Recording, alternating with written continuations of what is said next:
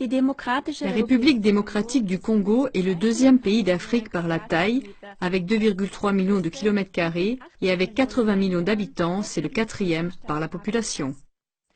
En ce qui concerne ses immenses ressources minérales, estimées à environ 24 billions de dollars américains, le Congo est considéré comme l'un des pays les plus riches, sinon le plus riche du monde. Il possède 10% des gisements de cuivre du monde, 30% des diamants et 70% de tous les gisements de minerais de fer. Mais surtout, on en extrait plus de 50% du cobalt requis dans le monde entier, le cobalt étant un minerai sans lequel, par exemple, serait inconcevable l'industrie électronique et toute l'industrie de l'armement d'aujourd'hui qui dépendent de cette dernière. Malgré sa richesse en matières premières, ce pays est pourtant aujourd'hui un des pays les plus pauvres du monde en raison de l'exploitation, de la corruption et de guerres qui durent depuis des décennies. Et selon l'indice de développement des Nations Unies, il a même atteint en 2013 l'avant-dernière place. La journaliste d'investigation Abby Martin a rencontré l'historien congolais Kambale Musaouli. Dans cette interview, Musaouli met en lumière le passé et le présent du Congo et il montre que le Congo a même le potentiel de nourrir toute une population mondiale de 9 milliards de personnes. Avec la production d'électricité de son fleuve, le Congo pourrait alimenter toute l'Afrique. Il souligne que la République démocratique du Congo est actuellement le plus grand fournisseur de cobalt du monde. Presque toutes les voitures, ordinateurs, téléphones portables ou autres appareils électroniques contiennent du cobalt du Congo. Mais malheureusement aussi tous les chars, avions, hélicoptères, fusées, navires de guerre, sous-marins, etc. Un document stratégique de l'administration américaine indiquait même très clairement qu'il serait impossible de faire la guerre sans le cobalt du Congo. Mais c'est précisément ce qui, au milieu du siècle dernier, a placé le Congo dans la ligne de mire des intérêts de l'Empire américain, ce qui recouvre non seulement le gouvernement américain et son appareil militaire, mais surtout les grandes entreprises américaines, y compris la haute finance. Auparavant, pendant plus de 70 ans, le Congo a presque été épuisé sous la domination coloniale belge. La moitié de la population, soit environ 10 millions de Congolais, est morte pendant cette période coloniale belge à cause de la violence et de l'oppression. Un crime, même un génocide qui, pour la plupart des gens, selon Musaouli, est resté occulté. Si le Congo a d'abord été exploité principalement à cause de son caoutchouc, il a ensuite été exploité pour son uranium de haute qualité. Sans cet uranium congolais, il n'y aurait pas eu de bombardement atomique sur Hiroshima et Nagasaki. Et aujourd'hui, c'est à cause de ces gisements de cobalt, comme cela a déjà été mentionné.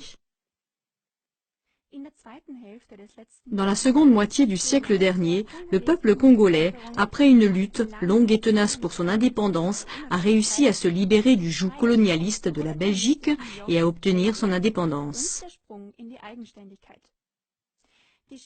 La force motrice la plus puissante de ce mouvement indépendantiste a été Patrice Lumumba, le premier Premier ministre démocratiquement élu.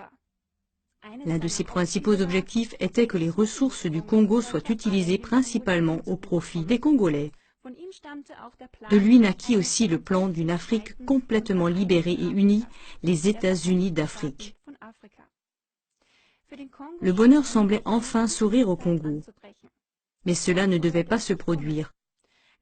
Lumumba a été renversé en 1960 lors d'un putsch initié par les services secrets américains et assassiné peu de temps après action terroriste organisée par des services secrets. En outre, le pays cible est en proie à des troubles sanglants dans le but de renverser son gouvernement et de le remplacer par un gouvernement sous contrôle américain. Avant cela, ce gouvernement légitime est si massivement diabolisé par les médias grand public, non moins contrôlés par les États-Unis, que l'intervention militaire semble justifiée. Jusqu'à présent, la couverture médiatique de ces violations massives des droits de l'homme par les médias n'a pas réussi à susciter une plus grande indignation du public et les États-Unis peuvent poursuivre leur programme sans entrave.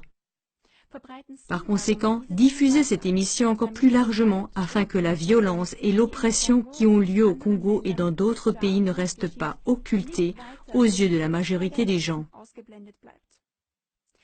Voyez maintenant l'interview de 20 minutes que la journaliste d'investigation Abby Martin a réalisée avec l'expert du Congo, Kambale Musaouli.